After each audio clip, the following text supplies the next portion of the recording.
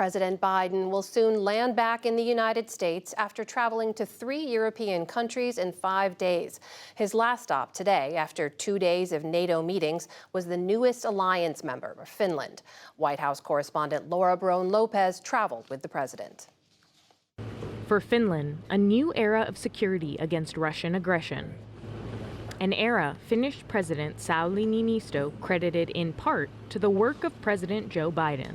And I have to tell you that this week in Vilnius, it was very impressive to experience the way you created unity.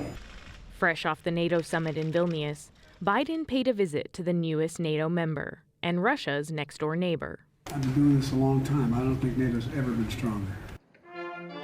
Finland broke decades of official military non-alignment when it joined NATO in April, taking a clear stance against the Kremlin after Vladimir Putin's invasion of Ukraine. On Thursday, President Biden called Putin's war a failure and spoke forcefully about Russian threats to more than Ukraine. First of all, they're already interfered in American elections, so that would not be anything new. That was a stark contrast to his predecessor, who stood in the same room in Helsinki nearly 5 years ago today. Then, former President Donald Trump stunned the world when he aligned himself with the authoritarian leader, doubting the U.S. intelligence community's determination that Russia interfered in the 2016 presidential election. They think it's Russia. I have President Putin. He just said it's not Russia. I will say this, I don't see any reason why it would be. The world has changed dramatically since then, Russia's war on Ukraine posing an historic challenge to the NATO alliance. More than 1 year in, the coalition has held and expanded.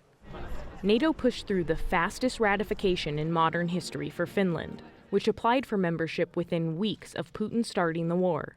Its neighbor, Sweden, will soon follow. He went to war because he wanted less NATO. He's getting more NATO. It's a significant strategic gain for the security alliance. The Scandinavian country shares the longest European border with Russia, stretching over 800 miles, and its entry more than doubles NATO's total border with its adversary. Today, President Biden convened 5 Nordic nations, including Finland and Sweden.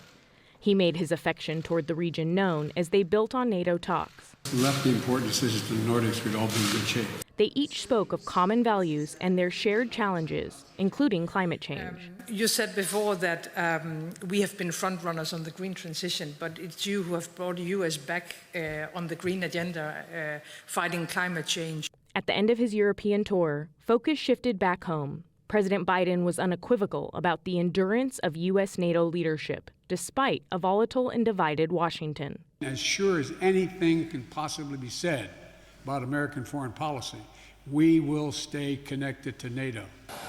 A clear and decisive end to a briefly tense but ultimately successful trip. This meeting between President Biden and 5 Nordic leaders ended with all of them agreeing that they will soon be delivering bilateral agreements on issues such as artificial intelligence, climate change, and their support for Ukraine. Amna? So, Laura, President Biden is there to celebrate Finland's addition to NATO. What's the significance of that right now?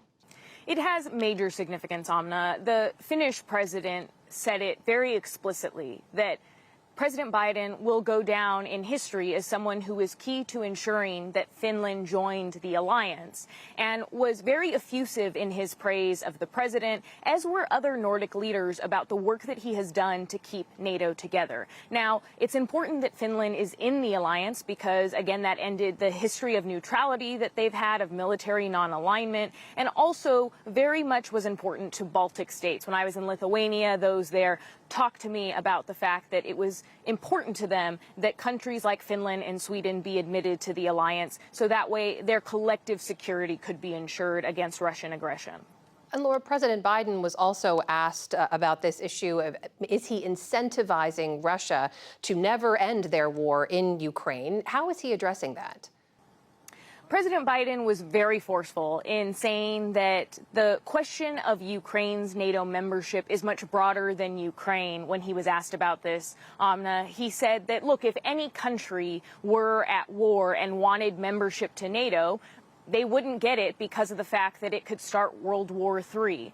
And he was also saying that ultimately he believes that Vladimir Putin, the Russian president, has already lost the war. Now, that was striking because of the fact that at the same time he's saying that Putin has already lost the war, Amna, the president still will not define exactly what an end to this conflict looks like. So President Biden at the summit made a number of promises about short-term and long-term support to Ukraine. He returns to Washington tonight. Laura, how does he make sure that he makes good on those promises? There are a number of deliverables that the president is going to have to get across the finish line, including those F-16s that were promised to be transferred to Turkey. Now, the White House has said that that wasn't necessarily in exchange for Sweden being able to join NATO, but of course it was key to this deal ultimately getting hatched. And there has been opposition to those F-16s going to Turkey. He's going to need to get that through Congress, in addition to more Ukraine security assistance. And we have seen continued resistance to helping Ukraine in the House among Republicans. And then there's also the fact, Amna, that looming over all of this is 2024. And whether it was officials from the United Kingdom or a Finnish reporter today at the press conference asking and essentially posing to the United States this question of how can allies be sure that the U.S. is going to consistently be part of NATO and be willing to help its allies when, if 2024 comes and President Biden ultimately loses, the next president, such as former President Donald Trump, may very well not want to be as forceful in repairing these allegiances and being a part of this alliance. Our White House correspondent Laura Barone-Lopez traveling with the president and reporting tonight from Finland. Laura, thank you. Thank you.